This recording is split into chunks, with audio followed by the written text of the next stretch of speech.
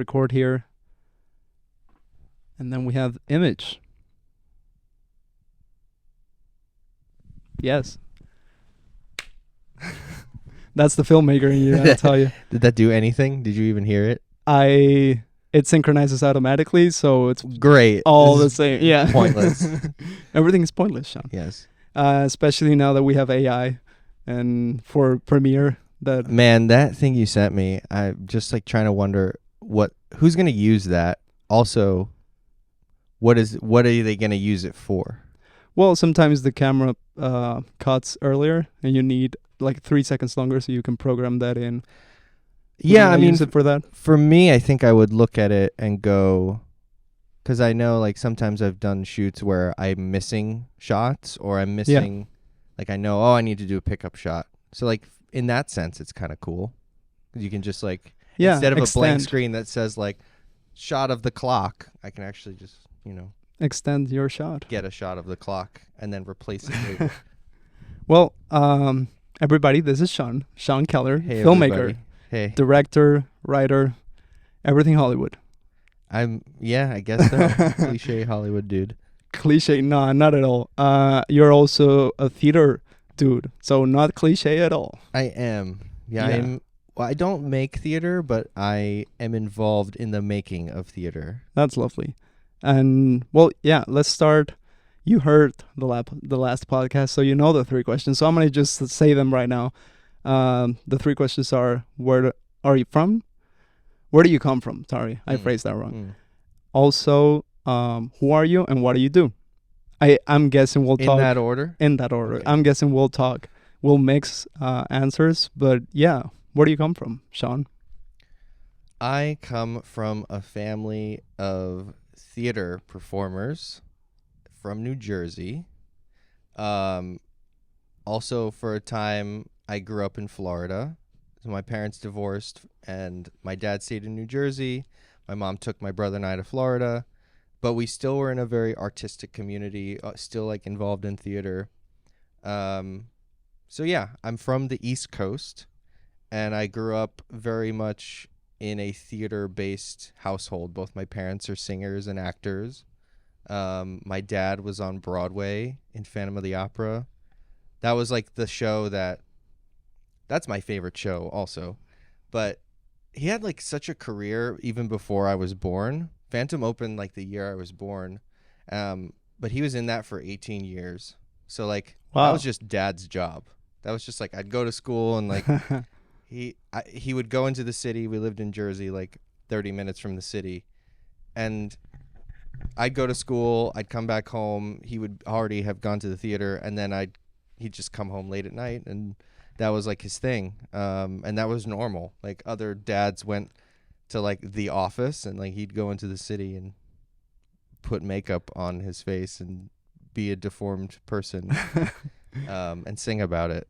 That's lovely that the office is Broadway. I mean, that's pretty much, yeah. A pretty good dream.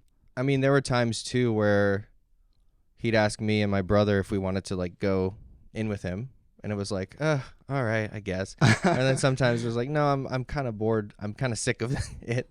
Wow. And we just hang out backstage. We would just, so he played the Phantom. He played, if you know the show, he played Monsieur Andre and Monsieur Fearman, which are like the two. He alternated between them, but they're like the two guys who buy the opera house that the Phantom haunts. And when he was the Phantom, like the Phantom's only on stage for like 12 minutes total. Mm-hmm. So he would just like, we'd just be backstage hanging out, and he'd be, in his like weird Phantom makeup. He'd be doing costume changes and stuff, and it was just really normal. And when I was exploring backstage at Phantom, because it was like everybody knew us, and everyone was awesome and really cool, I would just like look around. I'd explore. Like sometimes he would have like a double show. So on Saturdays and Wednesdays he had a double matinee. So he had a show in the afternoon and then a show in the evening, and in between shows we would just hang out at the theater. We get Chinese food and like hang out in his dressing room, or I'd like take a nap on like this crash pad in that like one of the characters jumps through the stage and lands on. Like people would be taking naps. It's just like it was a cool way to grow up and like really sparked my creativity. It sounds really cool. I'm wondering if your household was filled with artists Yeah. of this level. Did that vibe translate from Broadway to your house, like at breakfast or just dinner at home? Was everybody talking, living around song and theater? Pretty much. Yeah, I mean all my parents like friends and social circles were also in the arts. I remember um he's like one of the most famous conductors for Stephen Sondheim. His name's Paul Gemignani. He Yeah. was just like Uncle Paul. Oh. Like we'd go over to his house and hang out. And I remember his son, who was like a few years older than me, who is also now a Broadway star. He showed me Star Wars for the first time. Okay. Wow. And for those who keep listening, you'll hear Star Wars probably again, because I will talk about it. But yeah, I mean, like they showed me a lot of movies and things that I don't know. It was just normal to like watch performances and watch movies and listen to music and hear people like take out instruments and start singing, and like it was just a very normal life. Yeah, it sounds like an amazing life. I don't play an instrument. I didn't grow up with music around me. Mm. I became a music fan in like middle school. Yeah. So I'm very intrigued, and I'm gonna be asking a lot of questions about how was your, I mean, growing up, hearing people sing and instruments all around. It must have created different, let's get scientific, neural pathways for you. You must have been creative from very, very. I think so. I mean, I joke that Phantom, I mean, I could have probably hated Phantom of the Opera or loved it, and I loved it. But I sort of joke that it was probably the first piece of music I heard ever. Like I heard it in the womb. Like cuz my mom would go to rehearsals pregnant.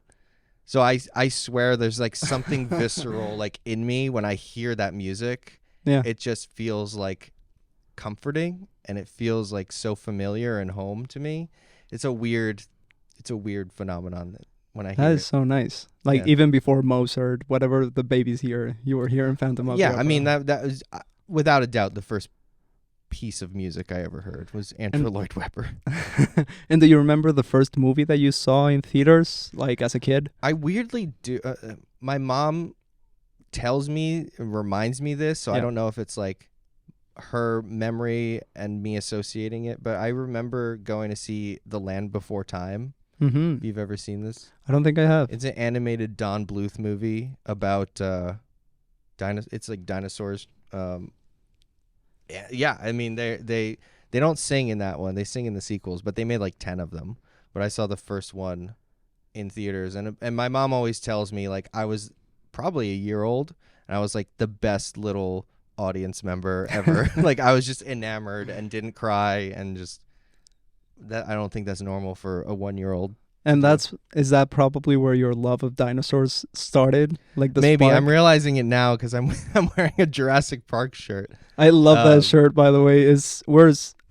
Coincidentally we're in Spielberg Yeah, theme. we did not plan this. We did not plan it, but I mean, I think you just know my brand. I think a subconscious part of me decided to go for Indiana Jones. For those who are just listening, I'm wearing an Indiana Jones t-shirt, and then Sean is wearing a Hawaiian shirt, a beautiful shirt, by the way, which is just leaves and then a couple of raptor eyes sneaking through the leaves. Yep. Shout out to a company called Roosevelt's Shout that out. makes nerd chic clothing. And this one's called Clever Girl. Clever. Because of the raptor hiding and the...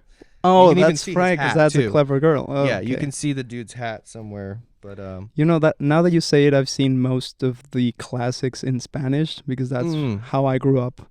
yeah. And some of the quotes and some of the phrases don't translate, so I'm trying to like, clever girl, where did I hear that? Oh, okay, yeah. Yep. It's totally, I had Yeah. to Yeah. do that math. Well, I mean, New Jersey, you were born in New Jersey and then you went to Florida at what age? 12. For that's like middle school? Yeah, middle school, high school, and I ended up going to college in Florida as well. Were you involved in the theater scene in Florida? Yeah. Yeah, I for the longest time, even when I was younger living in New Jersey, my parents took me to like acting stuff, like Yeah. trying to like I remember doing some commercial. I was in a commercial that I've never seen. Um but To this day, you haven't seen it? no, I've never seen it. Oh, I think it was like more of a infomercial, kind of cool. like prescription drug commercial. Like I had to be a sad kid. I was just a sad kid. I don't know why, but I did it, and my mom took me to Toys R Us afterwards. That was my payment. Took But you to where? Toys R Us. Oh, Toys R Us. What do you get? A raptor? A No, I got a dinosaur? TIE fighter. I bought a TIE Oh, a of Star course, Wars of figure. course. See, we're back to Star Wars. Yeah, I'm trying to delay that as much as possible so It's that we can get impossible. through I theater. will I will not talk about it. I wanted to get through your theater chapter of your life first, but we'll talk about Star Wars, of course. But yeah, so I did that, and when I moved, I also kind of like joined because I always wanted to like be a part of a artistic community. Even Yeah. that was what I was used to. So I did like acting and theater stuff in middle school and high school. Do you remember back then having like a dream role, like I want to be Dani in Grease, or I want to be? No, I mean I didn't even. I just liked the community. I just like I do understand playing that. little theater games and putting on plays, but I never was like I want to do this as a career or I Okay. want to aspire to play this role. It was never. You never wanted to be the Phantom. Not really. No. I mean, when I was in middle school, we put on The Lion King and Grease, and I was one of the hyenas. And then in Grease, I decided not to, because I didn't grow up around the community. Now, in retrospect, I would have loved to be more involved in theater, because I had a year of acting classes in film school, Mm-hmm. and I just rediscovered that community, just being silly Yeah. and not being afraid of being judged, not being afraid of I mean, in television and in film, you're always being judged. But in theater, you have a community that you can be silly with. Yeah, I mean that's the nice thing. I mean, like I'm in film now, and I think doing theater and experiencing theater and having parents who are actors, I think it's helped me sort of know how to talk to them. Yeah. And direct them. Yeah, it's a good place to grow up. Yeah. Do you feel like you want to keep that with your own future plans? Like, do you want to be, if you ever have an extension of your family, whether that's a partner or children, or do you have siblings? I have a younger brother. Younger brother. Yeah. Does he want to have kids? Are you gonna be the uncle? Like, whenever you have like the next generation of your family, however that materializes, do you feel like you wanna cultivate that community, singing instruments? Are you gonna cultivate that? Probably. I mean, I don't want to like say this is what I did, so this is what you should do. But like, I think it happens naturally. Like the whole nepo baby stuff. Like it's hard to. It's just because like that's what you grew up with and that's what you're used to. Totally. So, it only becomes a problem if like you're able to like skip the line, and people who are working hard, you jump to the head of the line and maybe you don't necessarily deserve it. That's where people are like nepo baby. Yeah. But I think, if that's what you're used to and that's what you grew up in, it's just only natural that's like, oh, I want to do something in the arts too. But I wouldn't. Like if my kid wants to be a doctor, like great, go for it. But like I don't think I could foster that. A doctor that plays the piano, like just happens to be musical. Sure, yeah. I mean, it's just like the things that I'm interested in are sort of what I'm sure a kid would see and grow up and be like, oh, that's what I want to do too. Totally. No, and I ask that because, well, opening up myself, I'm turning 25 next month, so I'm thinking I didn't grow up in a very musical house. Both my parents are neurobiologists, and they do like music. My dad likes Rush and the Police and progressive rock, and so I like those. And my mom likes boleros, which are like romantical, very musical dance. You dance to these Mexican boleros. So I did grow up on that, but I wanna, whenever I have an extension of my family, with my little sisters, or whenever I have a child or two or three or four, I don't know. Whoa. I do wanna, or a 10 or 15. No, as many as possible, so I can create my own theater company, and Well, I mean, I'm gonna like, create my own actors. well, I'm kidding, of you course. just be like the Von Trapps. But like you just even said it too. Like you didn't necessarily grow up in that kind of household, yet Mhm. you're creative. You figured out a Oh, way thank you. to break into that. I mean, we're in a creative program together. Literally, we're in the green screen studio We of the are. of the Green screen's on the other side. yes. Or it might be on this side, and I'm that good at keying. They don't know. They don't know. Don't know. No, but that's hilarious. Do you feel like in the film industry you found that community? You like not the same. It's never gonna be the same. But do you feel like you found that community in the film industry? Yeah, it took a long time. I mean, I've lived in LA for 12 years. And finally now I have like a group of friends who are all also in the industry in various capacities. And if I have an idea for something or I have a project come along, I already know who I'm like reaching out to. Like there's no question. I have like, oh, I know this person, they'd be great for this, or I have this person. And that's typically how I like to do stuff too. I don't like to hiring somebody you don't know is always a tough thing, but like Yeah. even if I don't know them, I know somebody who knows them, and like that's a great feeling to You have a level of trust. yeah, which like is if this necessary. person recommends them, I'm like, oh, okay, done. Like I don't even need to interview them, they're hired. Very cool. And that's like, yeah, that's a community that I've always wanted, and I think I have it. And when was the first time did you when you saw Star Wars, or which Star Wars did you see first? The prequels, So or did you see them in order? no, I was born in 87, and in 1997 it was the 20th anniversary of Star Wars, and they did the 97 re-release in theaters. Oh, cool. And my first time seeing Star Wars was 10 years old in a movie theater. That's the right way. And I was like, I'm forever changed, because my dad's a big nerd. He's all into that. And when I said I saw it on the laser disc, it was like Return of the Jedi, and I didn't know. Like my friend who introduced it to me when I was like at their house, I remember it was Return of the Jedi on Laserdisc, and I had no idea what was happening. And I was like, this is dumb. And I had remembered seeing like bits and pieces of Star Wars, because again, it's like that community, they all love it. So like we'd watch versions of it at home, and I'm like, I don't understand this, and Darth Vader's kind of scary. So yeah. and then the first time I actually like fully sat down and watched it in a theater, when it just like that title comes at you and the John Williams music, I'm like, I get it. I'm forever changed.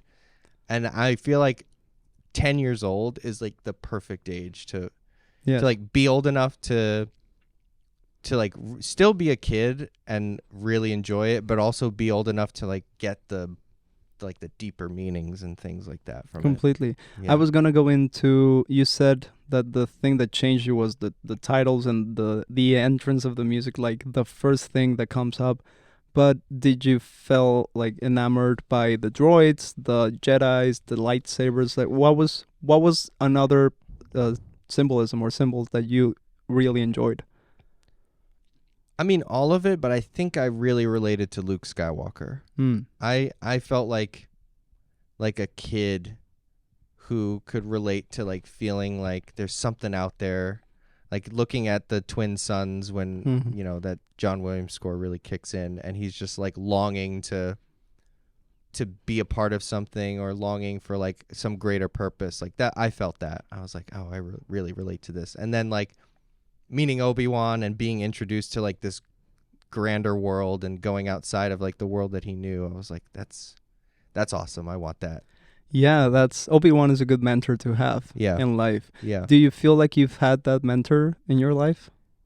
Probably not one person, but like I've had a few Obi-Wans. A ton. Yeah. Yeah, because when you told me that you came to LA like on your own merit, you were from a theater background on the East Coast, and now you're on the West Coast, different industry. I felt like you must have been like pondering on your on your own. To some extent, and that was gradual. Like I feel like so. Well, I guess we'll jump ahead because Star Wars is the movie that like flipped a switch in my brain where I was like, oh, I want to, like, I love this. I want to be involved. Like, I feel like I have some greater purpose. I don't know what it is yet, but like, I love this stuff. I love sci-fi, like the escapism of it. Like, I just became like a total nerd to all that stuff. And then, you know, skip forward a few years and I'm in high school and I see Lord of the Rings, like Fellowship. And that was the movie where I was like, oh, I want to be a filmmaker. That's what it is. Mm-hmm. That's the thing that I want to do. Especially because like those movies, when they came out on DVD, had the most extensive behind the scenes. Like, I don't remember ever seeing that process of how you make a movie in such detail. And that like, the movie was, I love the movie, but then watching those bonus features, I probably watched it more than the movie. Like, I just consumed it. I was like, oh my God, they're making these weapons and like, they're not even going to see it on camera. Like, some of the detail that like, I was just, this is incredible. Yeah, I was going to say that the BTS on that, on the DVDs, predate YouTube. So that you couldn't go into and see like Dune or La La Land BTS on YouTube on Instagram. We didn't have those. YouTube started at 2005, something like that. Maybe. Probably. I was 5 then. Boy. So I wasn't doing much googling on BTS, but I was definitely looking into the bonus material on each DVD. Yeah. Do you think that was like a plot? We're going into conspiracy theories now. Oh boy. Hollywood just went and put all that extra material to create more workforce? Do you think that could have been it? Probably not, because they were filming that material, and they didn't even know that Lord of the Rings was going to be the phenomenon that it was. I don't think they were filming the behind the scenes, hoping that it would be huge, but it just like blew everything out of the water. I guess I should do some more research on behind the scenes history. Because, well, I was telling you a couple weeks ago I saw Singing in the Rain for the first time. Yeah. At the Academy Museum Theater, which was amazing. It's great. And they didn't have behind the scenes because the film rolls, the reels were too expensive to just be recording the background of the set or whatever. Yeah. I've never thought about, like, when did they start doing Yeah, I don't know. But they did have 2 separate people hired by different separate entities on set, taking notes of every minute that happened. So at the end of the day, you would have 100 notes of Gene Kelly gets into wardrobe 9:29, and then 9:31 he eats an apple, and then that's lunch, and then 9:35 first take, 7 takes after 9:40 something, and it was BTS but written down. So I don't know when BTS started as a play, because it must have been like Hollywood needed to promote, so they just started recording. I think it was honestly, it probably was some like studio exec who was like, we got to film this stuff. It's kind of interesting and we can capitalize on it. And then it became like its own art form. Like, it was like director commentaries too. Like, totally. That's really interesting. And that's kind of sadly going away. I think the BTS is still existent, but like director commentaries, like, I don't know how you watch that without a Blu-ray. Yeah. But yeah, and physical media is going away, which I don't like at all. I need physical media. Because then the streaming platforms, which are all wonderful, the streaming platforms, we love them. We love them so much. They can take like anything you have a they want. notification on your phone. Oh, thank you. We'll keep going. But the streaming platforms can just like upload. Yeah, I mean, I remember watching Ninja Turtles 2 Secret of the Ooze, and that was like early 90s, mid 90s, and it was on VHS, and at the end of the movie, after the credits, there was like a little 10-minute like behind the scenes of how they did it. Mm-hmm. And that kind of with the martial artist on like that, and they were in suits. They had puppeteers who were like using their hands totally to like remotely control the expressions of the turtles. Like, so they're like on the other end of the room as the turtles are talking, and they're just like, and like it's making the mouth move like 10 feet away. And I was like, this is awesome. And those are such great movies. I saw the first one again for the first time a month ago, and the new Oh, really? Yeah. Oh, yeah, that's right. 35mm print. Man. Amazing. Just surrounded by fans of the film. Everybody was clapping. Yep. Which is a thing that I haven't seen happen in other countries. When I go to the film, mostly people don't clap. It's here. But I think I've mentioned it before. Yeah. It's like a whole, they bring their cheerleader team to the theater. It's like New York is such a theater-centric city. Yes. Everybody claps there. And LA is such a film-centric city. And like I've been to so many movies where you'll like be in Burbank or whatever, and the credits are rolling, and you'll see like someone's name will pop up, and they're probably in the theater because they start clapping when they see like their friend's name. So it's like there's a strong sense that you're also in the theater with people who made the movie too. That's right. So they're just loving it. They're also like part of it too, and that's just cool. Yeah, that's how I knew the cast of The Creator was there at the Chinese theater, yeah. and that's how I met John David Washington. Because you meet everyone. Everybody was clapping when his name came up, and I looked, and he was there, and I was like, "Oh, that's cool. That's LA for you." Yeah. But people do clap when they see their name, or like their parents' name or something. Yeah. I saw Julius Caesar at the Academy Museum a couple of days ago, and his Marlon Brando's agent was there, and I think his daughter was there. I don't know. Yeah. But it is a different vibe. I think I enjoy films more when everybody's excited to see the film. Yeah, it's communal. And it's very... It almost does feel like theater. Yeah, in a way. Like you're clapping and no one can, like, they're not feeding off you, but like for some reason it's like, it's just showing appreciation. In a way, yeah, that's a very nice conclusion. Yeah. To that question. So I guess the second question would be, I'm not an expert at segues. I just ask. I should. That's the next. That's what I should do next. But the next question is, who are you? I mean, I know you, but I want people to get to know you, and you get to describe yourself. So who are you? I feel like my personality is so based on cinema. Like, who am I? I'm somebody who loves cinema so much. I'm a director. I'm a writer. I produce a little bit. I kind of do everything. Like I shoot, I edit. I do every skill set that ensures a thing will get made if I'm making a project. Yeah. In a perfect world, I would just direct, maybe write a little bit. But yeah, I mean, I love all aspects of movie making. I think that's what it comes down to. Yeah. Your favorite director, you've told me, is Spielberg. It is, yeah. But I'm wearing 2 of his. When was the first time that you saw one of his movies that you remember? Because Star Wars is George Lucas, and then you talked about Lord of the Rings, which is... It probably was Indiana Jones. Probably was that, because... Actually, it might have been that or E.T. Either one. I think like I became obsessed with Han Solo. And I was like, who isn't? I want to see more of what that guy does. And then I think my dad was like, okay, we should watch this movie, Raiders of the Lost Ark. Yeah, that's a big step in a film lover's trajectory, knowing that the actors are not just the characters and that they do more stuff. I found that out like when I was 6. Yeah. But that's like a big step in turning filmmaker. Yeah. I would say. Realizing that, these are not characters. I think inherently that I knew that. Yeah, but my parents were that. Totally. I agree.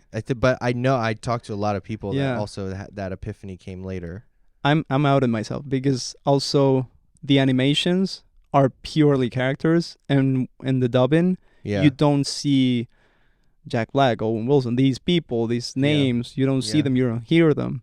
So, growing up on dubbed animations, which I think Mexican or Latin American dubbing is really good. Okay. So I'm not complaining. The Incredibles, I think it's better in Mexican Spanish, and Shrek 1 and 2. Well, all of them. are better in Spanish than in English. But I guess you would have to hear them. I mean, if I spoke Spanish, I might agree with you, but inherently. So what I'm trying to say is that then I found out that the actors dubbing those characters Yeah. would not be those characters whenever they do a different performance, just because it's so they don't get to keep. For example, Han Solo has this straight male like face, just a straight man. He's very serious. He can he can act like a clown, but he hasn't many times.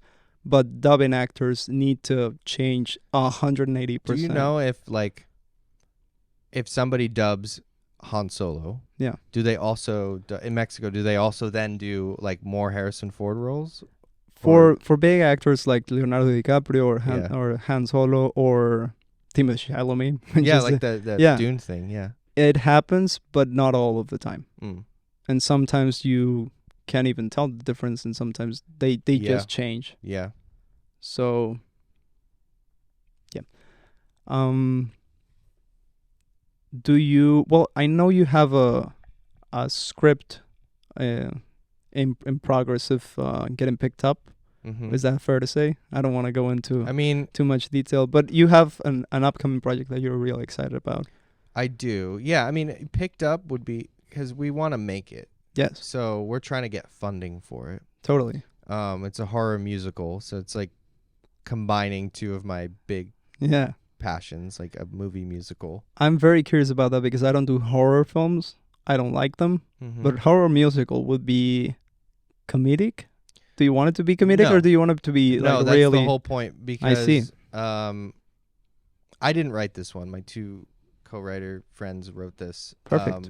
But we've been developing it together, and like the main thing that we really want to land on is like a lot of musicals that are also another genre sort of make fun of the fact that it's a musical. I see. And they're like, oh, it's also this. Sorry, we're singing. So like, let's make a song that like apologizes or like makes fun of the character because they're singing. And why? Like, we love this genre. So like, why apologize? Like, embrace it. So we want it to be like scary. There's no reason why. I mean, if I really sit down and think about it, Phantom of the Opera is a scary show. Yeah. So like that's inherent in me. Like, yes, there's a lot of elements to it. Sweeney Todd, also pretty disturbing. Like there's it's been done. So why are so many recent films like pretty unapologetic about the fact that it's a musical? And they're like, I don't know. So we want it to be really scary and genuine. But like the thing about good horror, it's always saying something else too. Mm-hmm. Like, you know, a lot of A24 movies, I feel like you could put in this category because they do a lot of horror, but I don't like horror for the sake of horror. I'm not a big fan of gore and things that just happen that are gross on screen. Yeah. I think if a good horror movie is trying to make a commentary about something else. Midsummer comes to mind. We reference that one all the time. I mean, it's about loss. It's about family. Like her family dies at the beginning of the movie, and it's about discovering a new family. I mean, there's so many themes in it, but it's not just like and customs and traditions of other people. Yeah, that you can find weird or horrifying, and they find them normal, and you do see the contrast, and you empathize with the most. Yeah, terrifying I thought you don't themes. like horror movies. But you like well, Midsommar? Midsummer I did like. I saw it with friends. I do horror whenever I'm with friends. I don't do horror by myself. I don't want to scare myself. Yeah. I want to see people have fun, get a little bit of a jump scare, but I wouldn't go into a horror film alone by myself. Do you think Jaws is a horror film? That's a good point. Maybe it might be terror. It might be psychological. I think it's probably like horror, like suspense. I don't know. It's I mean, more suspense. Yeah, it's scary. It is scary. I did not swim for a long time, but I saw that for the first time in theaters a couple of years back. But I waited to like the 40th anniversary or something. Oh yeah, I mean it was pretty scary. It holds up. It's in my Letterboxd top 4, but oh yeah, let's do that. What's your other 3? It changes fairly often, but it's Fellowship of the Ring, Jaws, Back to the Future, and I'm gonna say Raiders right now. Cool. But Those are pretty good movies. I will usually swap out Raiders for something else because I realize I have 2 Spielberg movies on there. Yeah. But it's just so I will change my letterbox based on the movie that I've seen the most recent, because That is true. I'll walk out of I saw Scott Pilgrim Mm-hmm. recently at the Egyptian when it reopened, and I walked out of that movie going, this is the best movie ever made. There's no movie better than this movie. And then I'll watch another movie and go, oh shit, this is actually the best movie. It happens with me a lot of the times. I mean, I wouldn't say now, but I was obsessed with Dune a week ago. Oh, yeah. And how many times have you seen it? a lot. I don't want to admit to it. No, probably six different separate times, 2 countries. Wow. 3 theaters. But I mean, I love the music, and I love Chani's character. Yeah. And how she felt. Honestly, the whole thing, I do like politics, and I do enjoy, oh yeah, they're in the sand, and the white savior is an anti-hero, and I get that. But I haven't, the 6 times that I've seen it, I watched it for Chani and her musical number. Her, not musical number, but soundtrack. Yeah, her theme. That which is not glorious titled, Zimmer theme. yeah, it's not titled Chani or anything. It's not hers, but it is. Is it called like Love Theme or something? No, it's called. It has 3 different names. It's the beginnings are tricky. I don't remember. And then it's the A Quiet Time Between Storms, something like that, and then Kiss the Ring. So it's not titled after her, but I've the 6 times that I've seen it, I've only seen it for that, and then the extras just whatever. Yeah. Do you have a favorite not movie, but scene in your favorite movies? That, for example, Star Wars or Raiders, do you have a favorite scene? Do you remember, or do you just like the whole narrative? I'm just gonna say the first one that came to mind. Yeah. And it's not even in the one that I mentioned, although sort of. It's in the 2 Towers, Lord of the Rings, the 2 Towers. Yeah.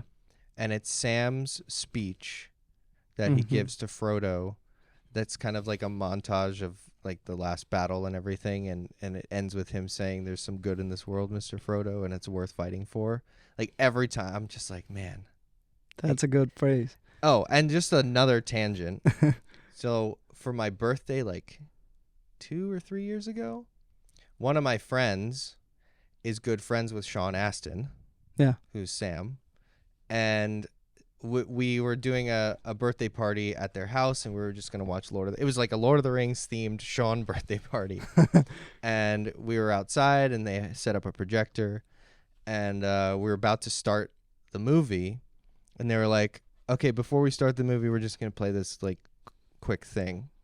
And it was a video from Sean Astin, because my friend, that's her godfather essentially. And very cool. He wished me a happy birthday and did the speech for me that I just referenced.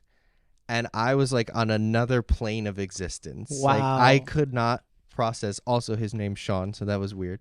But I was just like, what is happening? He's talking to me, and I have this video on my phone now. It's like treasured. But yeah, I mean, I was like beside myself. Nobody, like, there's video of my reaction to it, and I'm just like, what is happening? Like, this is the coolest thing that's ever happened. It sounds super cool. Yeah. And your birthday is a couple days away. Maybe we should play it again. I want to see it. I'll show it to you guys later. Yeah. No, we'll screen it in your birthday party. We'll do a retake of that. I will definitely show it to you. And then just next year, somebody has to get Orlando Bloom. I don't know. Another Sean. Yeah, we need to get another. We need to finish the Fellowship wishing Peter Jackson. That one would be. I'll get my people working on that. I'll get my people in touch with Peter. Yeah. But that have you been to New Zealand?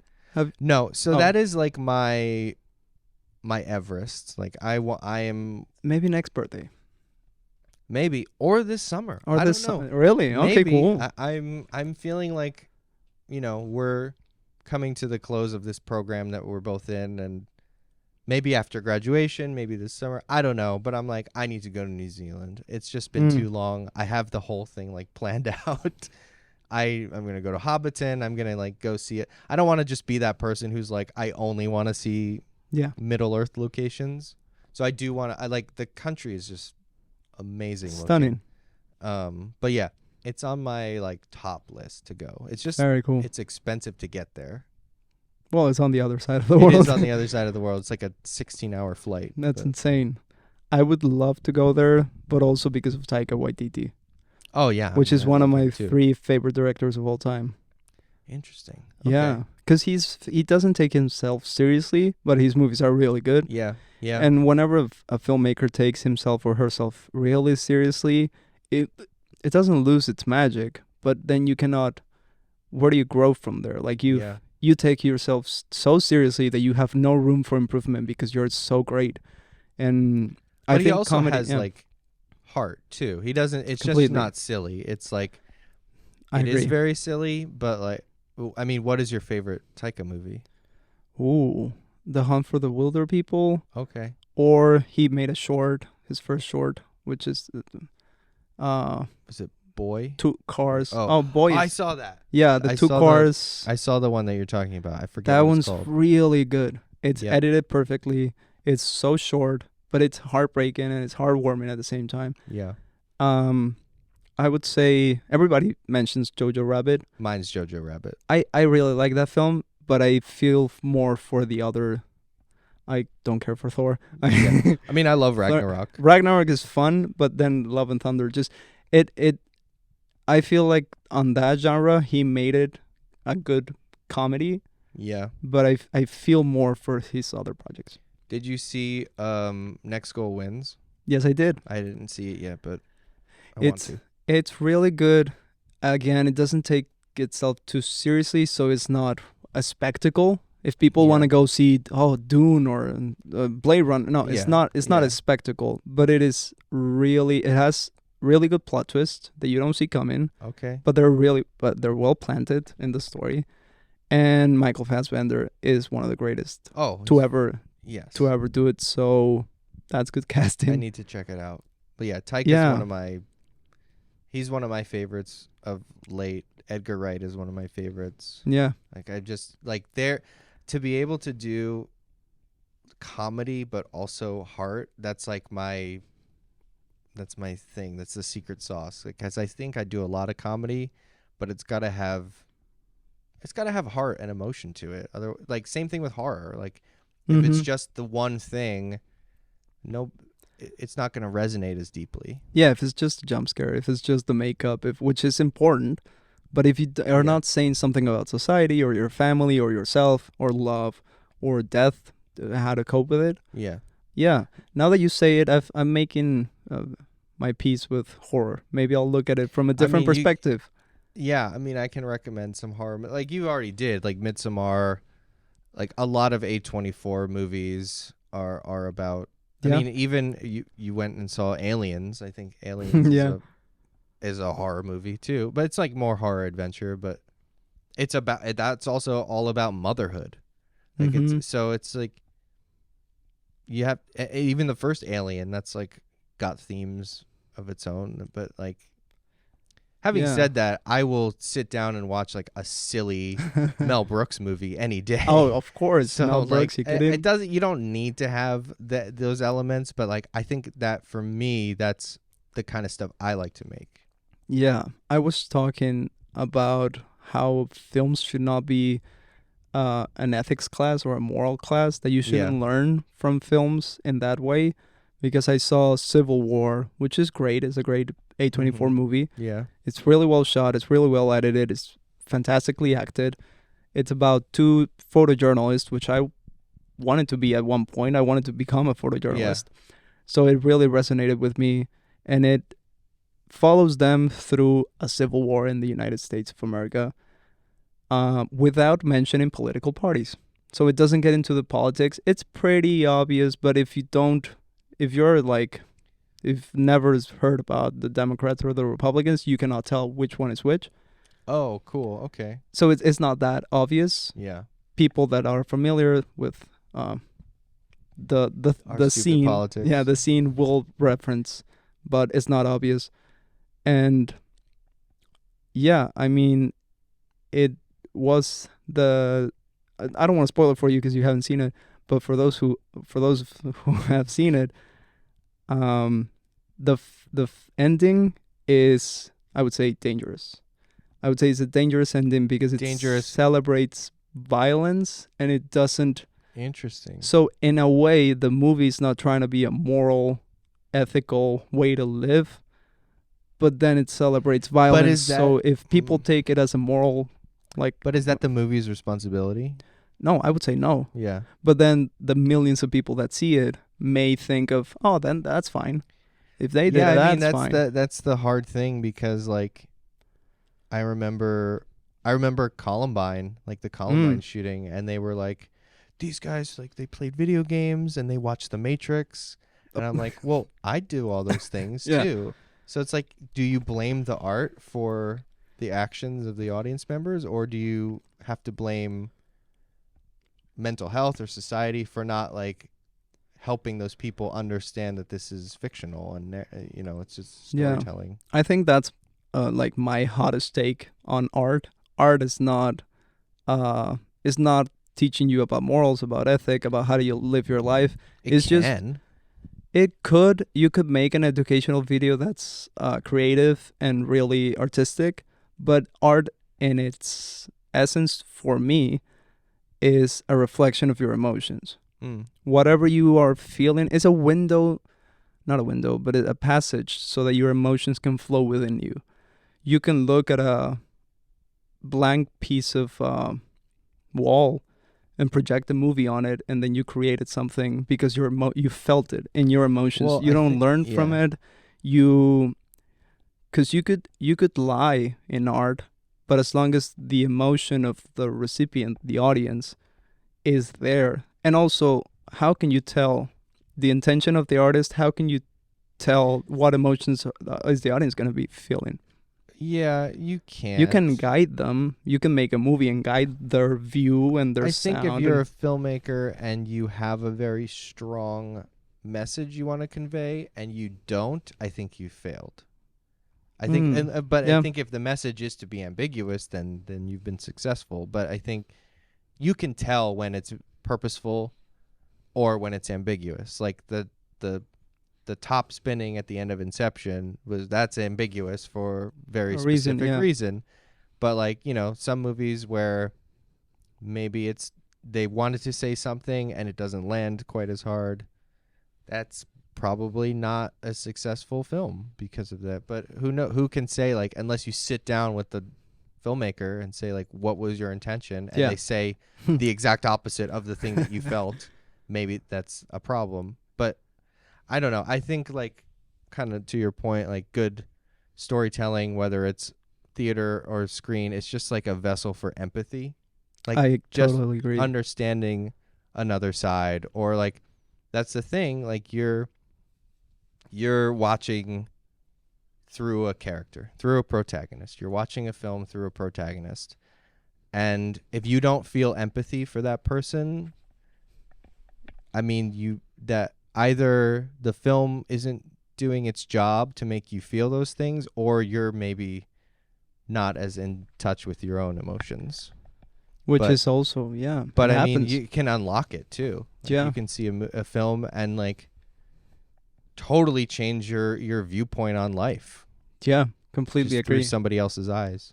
Before I entered film school, I was not at all in touch with my emotions. I was in a physics college for 1 year, and I was studying philosophy and also psychology. Yeah. From Harvard courses, the ones that are free, and then I downloaded some reading material, and I was just trying to be logic towards life.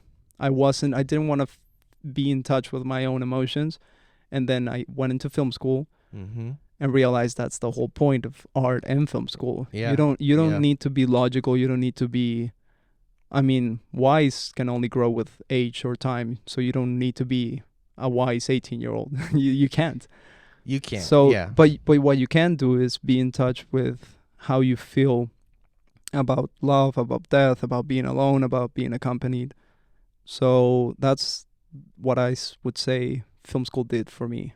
And yeah, it taught me some pretty good camera angles Yeah. and whatnot, but Yeah. and lighting. Well, because I think like all of that stuff also plays into being able to tell that story better. Yeah. Like where you put the camera can So totally important. change that emotion. I do want to, in Spanish, we have a phrase for Mhm. that, which is puesta en cámara, which is Mhm. like the set, how do you frame your actors? How It's would you like describe mise it? en scene? Mise It's en like scene. German. Yeah. I think that but that's what like it's basically like Is that for theater or setting just the this? it's probably for both. But Okay. Like, yeah, I mean, as like English speaking people, you say like mise en scene. Mise I en think scene. it's French actually. Don't quote me. I don't know. It sounds French. But it essentially means like the setting of the scene. Yeah. Which I think is like probably what you're describing. Or framing the actors. For example, I was watching American Graffiti, a double feature. Yeah. American Graffiti, directed by George Lucas. And then right after, it was Summer of 42. It's a movie about one kid who is alone for the summer in a beach house. Okay. And on the beach house next, don't quote me on this one, I might be, but I get the point across. On the beach house next to it, he finds a beautiful woman about 15 years older than him. Could be like his aunt or something. Okay. But he's kind of like falling for her because she's beautiful. She's by herself. She's doing some reparations on the house or whatever. She's getting groceries. So she's living her own life, and Got he it. kind of falls for her. Okay. And at the end of the film, I'm not spoiling anything, but he approaches that house. Something happened. Something beautiful happened. The romance kind of developed beautifully throughout the film. But at the end, he has to go to her house just for the final scene. And he is very close to the camera, and the house is really far away. Yeah. And his eye level is above the roof of the house. So he felt empowered to go to approach. Like that was a familiar house to him. Mm-hmm. And then he goes halfway through the path, and the camera changes framing, and now he's very tiny and the house is very big. Yeah. So I would say his emotions going in, and this is not narrated. It's just pure wind sound. It doesn't have any monologue over it. But I felt like he now was thinking maybe this is not a good idea because the house is so big and I'm so tiny, and maybe I don't have the right to go in because of what happened. And at the third frame is him the same size as the house. Not bigger, not smaller. Yeah. The same size. How would you say that's, because that's puesta en cámara for me, but how would you translate it? Like the mise en scene, the framing, how would you describe that process? Maybe that's juxtaposition. In editing. Or So wait. He was in the same shot as the house? yes, it was a 2-shot him in the house for all three, but what changed was the size and how tall he was referring to the house. I would maybe say juxtaposition, like how you juxtapose. Like juxtaposition basically means the relationship between two things, and it can be through editing. Like if you I'm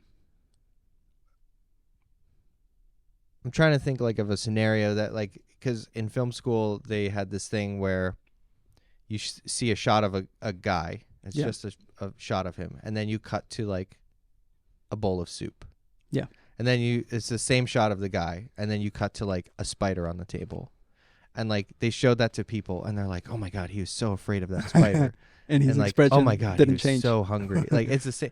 So like it's the relation that like of two shots together. Yeah. And that can apply to like, he's small in the frame. He's I would say that this is not that because they're both in the same frame, but the camera placing is different for each. You can see the house and the boy in all three edited frames. Yeah. So it's not the back and forth. It's not the juxtaposition between his face and then the house and then his face again. So they're both in frame. What changes is the camera placing. And I feel like camera placing is a good enough term to describe what I'm saying. Well, yeah, I mean, like framing. Yeah. Like how you frame the camera. I think that also, like those, Totally. what you're describing is like camera placement, framing, and then like focal length. Because the focal length is going to affect that too. Yeah. It's just like, I don't know. It just sounds like good framing. Yeah. I Good guess. framing. I think I would say framing. Yeah, framing is a good word, because in Spanish we have mise en scène, which is puesta en escena, like to put everything in the scene, and then to put everything in the camera. They're two totally different things. Yeah. Because if you think about it like theater, the scene will happen regardless of where you sit as an audience member. Mm-hmm. But then as soon as you block a scene for film, then you can you're anywhere. Like wherever you put the camera is the story that you're trying to tell. Yeah. Like if you put the camera from over somebody's shoulder, now that's like saying something different than off angle a bit, like 45 degree. It's just, and that's the sign of a good filmmaker to me. It's like, where do they put the camera in order to tell this story? And then you start doing stuff like that you said, like you choose focal lengths that tell a different emotion just visually. Yeah. And that's like, you don't even need to have, why would you ever have dialogue or somebody's internal monologue about like what they're feeling when you can do what you just described? Totally. Like the house. Yeah, that's very unique to film. I think it's only film that can do that. Yeah. But I was listening to Denis Villeneuve giving an interview that he doesn't like dialogue in his movies because of that, because you should be able to just frame it and have your characters with the emotion being visual, so that you don't have to overexpress whatever you're feeling. Like, oh, I'm feeling sad. I totally agree. Like the little Star Wars robot at the last movie they released, the one BB-8. The sad. It was that. There was a robot that said sad. Oh, that dumb thing. So I hate episode 9. Is that what you're talking about? I think so. Okay, yeah. Because that's what you don't want to do in film. Like, you do not want to say, "Oh, that movie's literally what you do." That movie's an exercise in what you don't want to do. I don't. JJ, I love you, but like, why? Yeah, but he wasn't in charge of that last film, was he? He sort of was. It was a cluster. It's just like that movie should not exist, but it does because of, they let one of the directors go late in the game, and then they had to like scramble to make a thing instead of just pushing the release date. I agree with you. If somebody wants to defend it, they can come in the podcast and defend it. But I dislike it so much that during the pandemic, like the height of the pandemic, May 4th of 2020, I got a hold of, I think it leaked on the internet, the original episode 9 script called Duel of the Fates that Colin Trevorrow wrote. Yeah. He directed Jurassic World. And he was going to direct this one. And I got like all my friends together over Zoom and we did a reading of it. It was like 2-3 hours almost. I heard two of my very good friends in Mexico are Star Wars fanatics as well. Yeah. I would say I'm the least fan of Star Wars, even though I like it. Mm-hmm, they are really experts in the subject, and he was one of them. Was talking about the Duel of Fates in episode 1 in the yep, where it's called that because, do you know the story? I do, but you can explain. I feel like you could tell it better than I do. It's essentially the fate of Anakin Skywalker. It was the duel. Yeah. Was he going to be trained by Qui-Gon Jinn and probably would not have fallen to the dark side? Or was he going to be trained by Obi-Wan, which is what happened. Yes. But, yeah, that duel is essentially like, who is going to be the one to take this young boy under their wing and train him, and, the dark side won. And also Darth Maul had a literal double-edged sword. Yeah. So that's like the duel. One could have gone either way. Like the balance. If you really go into it, it was between a father figure and a brother figure. Mm-hmm. And Anakin Skywalker needed a father figure because he didn't grow up with that one. because he didn't grow up with one, and he just needed more guidance. I think like the relationship that he and Obi-Wan had is great, and if you like Star Wars, watch the Clone Wars, because that is Mm-hmm. the Clone Wars animated series, because that is fleshed out even more. But yeah, would he have turned to the dark side if he was trained by Qui-Gon? Who can say? Do you have your personal conclusion on that? I don't know, because like if you really want to get into it, the Jedi Council failed him. So it's kind of, but that's the thing. Qui-Gon was not on the council. He thought he had different ideas about what it was to be a Jedi, and he did not join the council for that reason. So maybe that influence would have helped Anakin overcome like what he felt was betrayal by the council, and whatever. This is turning into a Star Wars nerd podcast. We don't have to go that deep into it. I really like the conclusion that my friend told me, and it's basically the same as you're telling now, that he could have gone with a father figure, but Darth Maul made sure that wasn't a thing, and so he went with a big brother.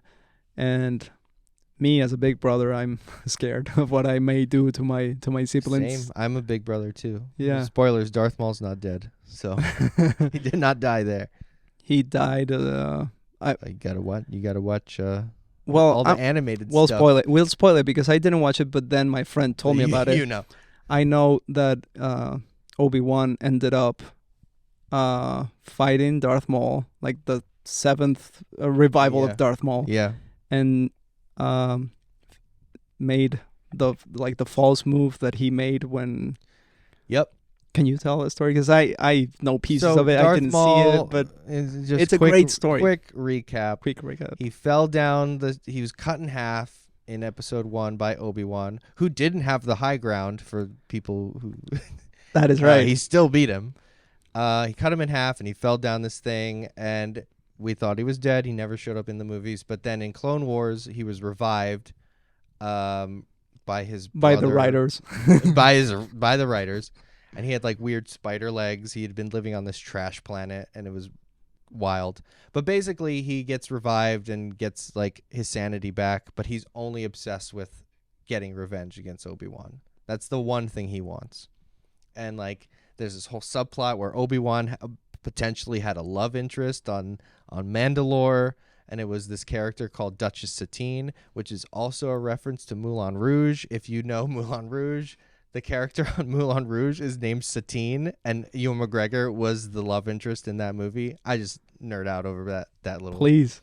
Darth Maul killed Satine, did all this stuff. Eventually was defeated by Ahsoka during the Purge of Mandalore. Not the Purge of Mandalore, the invasion of Mandalore in the Clone Wars, and he was captured. We never saw him again until Star Wars Rebels.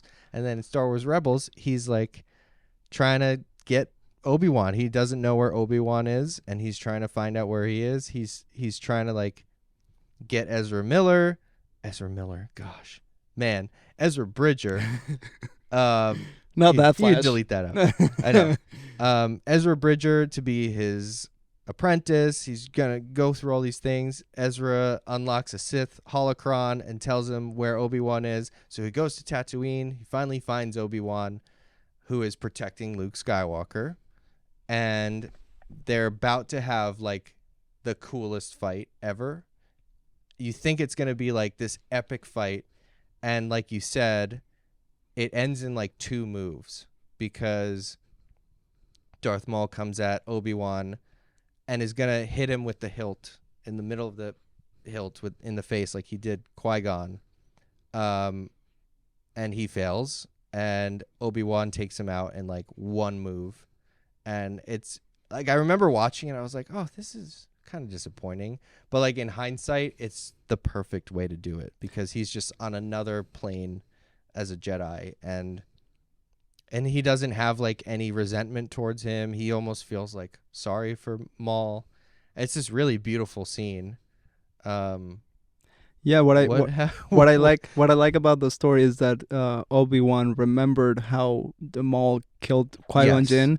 Yes. So he knew he was gonna go for the hit on the face, and then Obi-Wan knew what the last move was that killed Qui-Gon, so he made that same move so that Maul would be confident enough to approach him. He changed and, his stance. And he changed his stance and grew as a Jedi. I don't know. He transcended. Yeah. And killed for the final time, hopefully.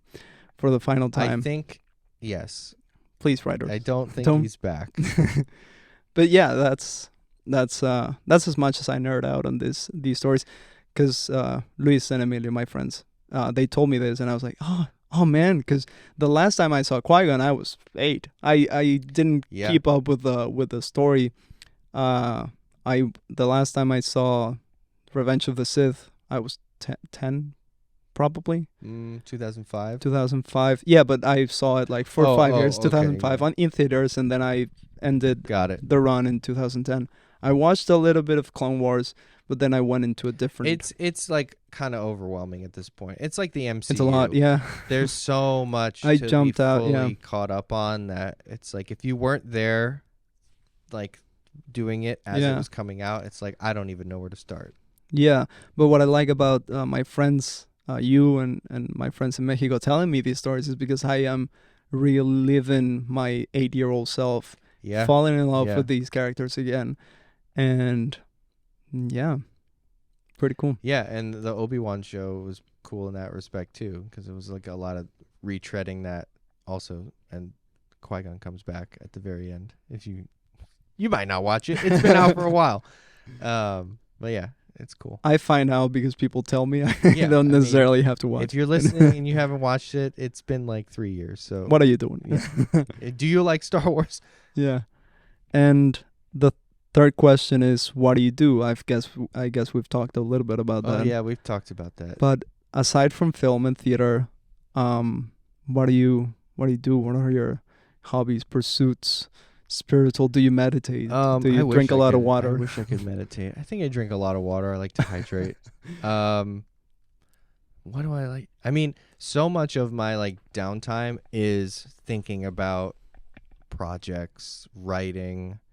I could do a lot better job writing because freaking Izzy writes. Especially, I was gonna 4 say scripts, 4 features. And Izzy, our last episode, is a magnificent writer, and she's a wonderful person. She has, she's younger than both of us, and she has 4 feature screenplays written, original ideas by her, and we're like, come on, give us a break. What are you doing? I am almost a little more than halfway through this feature that I'm writing, and it's taken me like 3 years. 3 years for half a feature. That's because it has to be really good then, because no, I don't think. But I take solace in how long it took Chris Nolan to write Inception. Like I remember he was like, "Oh yeah, this took me like 10 years." I'm like, "Okay, cool." You still have 7 to go. I know, but it's the thing. Like you can't rush creativity. Your creativity. No, like, you can't. I'm bad because I mean, this script, literally, I hadn't picked it up. I must have, like, a month ago, I wrote 30 pages, just, like, steamrolled through it. And, like, it had been, like, a year since I picked it up. And I, all of a sudden, just had this, like, epiphany of a story thing that was holding me up, you know, and I, like, got through it. And now, like, I look at it, and I'm like, oh, shoot, I'm caught up on this other thing, and it'll be another year before I... But no, I mean, writing is... That's why I say, like, I'm mainly a director, because, like, I would love to just be given scripts. Writing is so hard, and it takes, like, a certain level of discipline and self-confidence that maybe I don't have. But, I mean, I love my ideas. I would much rather, like, have a co-writer or come up with an idea with somebody and be like, cool, go off and write it, and I'll give you notes. And but yeah, it's a level of discipline that I need to get better at. That discipline goes hand in hand with burnout, I would say. When you're not that you're tired, not that you haven't slept, but burnout to me means, and it's meaning different things to different people, especially nowadays. Yeah. Just not feeling creative on that specific subject. But I feel like you're so productive, and I don't mean to praise you, but I feel like you're doing so many things, and you are on so many like projects. You have your own equipment, so you can bounce off of other people. So I don't feel like you are in a state of burnout because you're constantly doing things. But how do you feel like you've dealt with that? Oh, Burnout? I mean, I appreciate that. I feel like I like so lazy. I'm not kind to myself. I need to be nicer to myself because I'm like, oh, you stop playing video games. You could be writing this thing. Well, not because you're wearing a Hawaiian shirt means you're lazy. That's a wrong. Yeah. That's a wrong preconception. But yeah, I don't know. I feel like I do have a lot of projects that I juggle, and I should count them as victories because like I forget who said this, but like somebody said if like a movie is like every movie that is made is a tiny miracle because they are so hard to make, and like even like on the small scales, I'm not directed a feature. The project I talked about, the musical, would be my first feature. But like, you know, music videos, shorts, all those things, those are those are so hard to make. And yeah, those are like tiny little miracles too. But I think you just got to like power through and persevere, and if you really resonate or love something, it'll happen. Like you just like there's certain things that I'm like I can't not see this existing, and I pour all my energy into it. Yeah. But I try not to rush it because then that's when crap gets made. True. Very true. For myself, I do have suffered from burnout, just not feeling creative. Yeah. And not feeling like anything is happening with that story or with that log line or without photograph. I do a lot of still photography. So sometimes it'll be 2 weeks, 3 weeks. I don't touch my camera at all. Mm-hmm. And what I do to deal with burnout is just write verses, like little poems. I mean that's like what everyone says, like force yourself to do anything because then that gets your like creativity flowing. Yeah, and then I'm pretty happy with one, and then the next week I write two accidentally because my heart is just cannot contain itself, so I write. And I honestly have not taken poetry classes. I don't know what a rhyme scheme should look like, but I try to make it as honest as possible. And then I look back, and through March I wrote 8 pages. That's great. Of really content that I really, really like. So I feel also I need to be kinder to myself, as you were saying, because sometimes I just this is one paragraph. It doesn't feel a page. It doesn't feel like a scene. It's just one paragraph. But on hindsight, if I look back to January, I could have a whole chapter of a book, which would be just poems. I think we're like, or photography, as creatives, we're sometimes our own worst enemies, for sure. Should we be though? Should we be our worst enemies or our best friends? That's the question. I think we should be our best friends, and that probably goes hand in hand with being kinder, because sometimes the only thing stopping me is myself. Like I'll sit down to write, and I'll write something, and I'm like, oh, this isn't good. But like I show it to other people, and they're like, this is really good. Yeah. So So I mean, it's just like the self-doubt of any artist is very real. But sometimes you can be somebody like Izzy. Shout out to Izzy. Shout out for like overcoming it and you know, having that not be a part of your brain. But I definitely suffer from it. But learning how to turn that off and just like powering through, because even still, like I have a much better time revising something than starting from scratch. Starting from a blank page is the absolute worst feeling ever. Like just looking at a blank page. But if you can just force yourself to get down, like I call it a lot of writers call it this, but it's like a vomit draft. Yeah. Just get out a vomit draft and then go back and fix it. Editing, So I'm not saying that editing is easier than writing, but for us it could be. Like there are Yeah. people who cannot edit because they feel like what came before, what's gonna happen. I needed to write it from the beginning. Yeah. And there are people like us who would just rather edit a text or edit a film or Well, edit, like, not change the structure but find the gems and support it and make it more economic and make it more yeah. distilled to the essence. Yeah. You asked me what I like to do, and I started talking about writing and And film. filmmaking. Yeah, you're like, what do you like to do? Well, if somebody asked me that, I would say I go to film theaters. I yeah. find the cheapest ticket on town, which right now is a $5 Academy Museum. Which shout out to the Academy. Yeah. Thank you for that. 'Cause I'm a student. AMC has $5 Tuesdays. $5 Tuesdays. I might become a member. I don't know, but that's what I would say. AMC A-List, a proud sponsor of this podcast. Come on, let's do it. But Yeah, I mean- I would say I go to see movies. I do That's- that too. I also like to travel. I'll go to New Zealand someday. I like to be pretty active. I Where like, where have you traveled before? oh man. The UK is one of my favorite places. London. I've been to or- London. I've been to Edinburgh. I've been to York. I've been to the UK like. Was three- that three tourism, times. work related? Your It's family? It's all been tourism. Oh, cool. I mean, I love New York. New York is like a second home for sure. Yeah. That I've been for work a lot lately, actually. Oh yeah, I didn't talk about that, but Let's do it. What's going on in New York? Yeah, so the company I founded with my co-partner, it's called Accidental Jacket Entertainment. We started to get like more into Broadway related stuff. So we've done a lot of album work. We've produced some albums.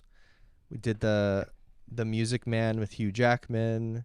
We produced Funny Girl with Leah Michele. We produced a project with Michael R. Jackson, who's like a Pulitzer, and Wow.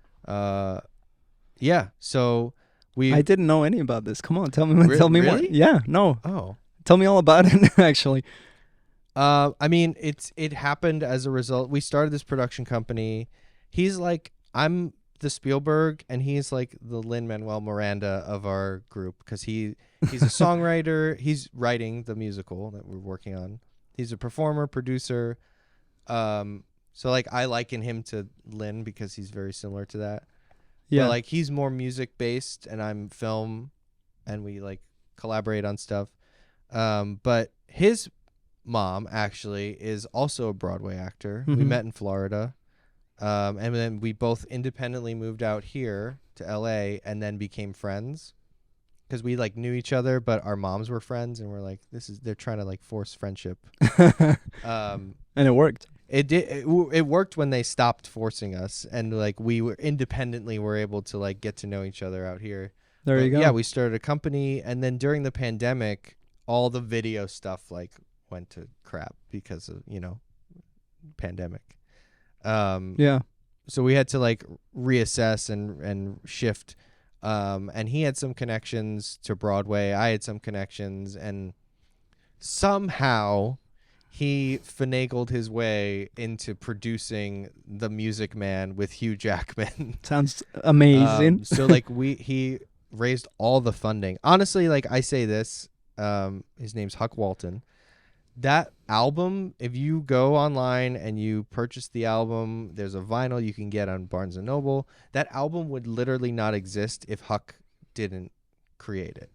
Like, he met the right people. He was like, this feels like something we should do. Like, he was talking to the right people who were maybe interested in doing it, and he was just like, cool, let's do it. And it was a great project. It's like a wonderful thing on our resume too. And that led to like a bunch of other projects that I mentioned, and it sort of like makes sense given our like musical kind of theater thing, because through these projects we've met a lot of financiers and a lot of people who are interested now in like the original stuff we're making. So it was like a great thing to do, especially during the pandemic when a lot of production still wasn't necessarily happening. Like an album kind of made sense. And we still kind of do them, but now we're leaning more towards like our own projects. Very cool. Would you do well, I mean, with your musical, would you do the music with your this partner of yours? Yeah. Well, he's writing it. Amazing. So he's writing it. He's gonna be one of the characters in it. It's an ensemble piece. And then, yeah, I mean, all the like the album is gonna sound, because it's a musical. We have to like record vocals. It's gonna sound like a Broadway level. Amazing. So now we've like produced 3 Broadway shows apparently. Yeah. Yeah, so we've just got a great group of people who are excited to like help us make this thing, which is surreal. Yeah. Really cool. Now I'm really excited about like when you're gonna get to make it, I'm sure. And I hope whenever that happens, when you release it, it's gonna be amazing. I can feel it already. I hope so. We've had a few meetings that I've told you about, and crossing fingers they pan out pretty soon. Yeah. So. Knock on wood. This is actual tool with a microphone. Just yeah, amazing. So I feel comfortable with what we've talked about. Cool. I feel like I knew most of the things about you already, except for the musical with Hugh Jackman. I don't talk about that. Like, you should mention Hugh Jackman. I know. I feel like Hugh Jackman. I know. I mean, I worked with probably him. I filmed. So behind the scenes, full circle. Oh. I filmed all the behind the scenes. Thank you for that callback. The making of the album. Easy would appreciate that, because, I mean, I don't produce music, but like I make video. So like that was where I came in. So I like shot all the marketing assets for the album creation, and like, can you send them to me? Yeah, I mean, they're on my Instagram. Cool. But yeah, I mean, I was in a room. But everything is everything on your Insta, or do you have like secret yeah, I mean, BTS? My production company has an Instagram. I have an Instagram. I post. Tell us the. It's called username. On Instagram it's at Accidental Jacket, and then my Instagram is at Sean Keller Film. So follow. There you go. And yeah, I mean, I've been able to like to film all of these cool like assets. I was like 2 feet away from Leah Michelle as she's like singing like one of the best songs I've ever heard. Like, she's like a powerhouse. Which song is this? This is Don't Rain on My Parade from Funny Girl. I mean, she sang it at the Macy's Day Parade that same year. So it's like, it's just really cool to work with these people, and like, you know, they're all great. They're all really cool. She can read. I saw it happen. So amazing. I feel like this is a pretty good note to end on. But thank you. Cool. Thank you for trusting this program of ours. Yeah. For coming in. Totally. Perfect. Great. And don't be surprised if I book you for a second episode, so that we can two? Yeah, part 2, so that you can come and Part 2 once the movie when the musical is ready, you can come and promote that and talk about the BTS. Sounds good. Perfect. Well, we're gonna stop record here. And amazing. Thank you, Sean. Yeah.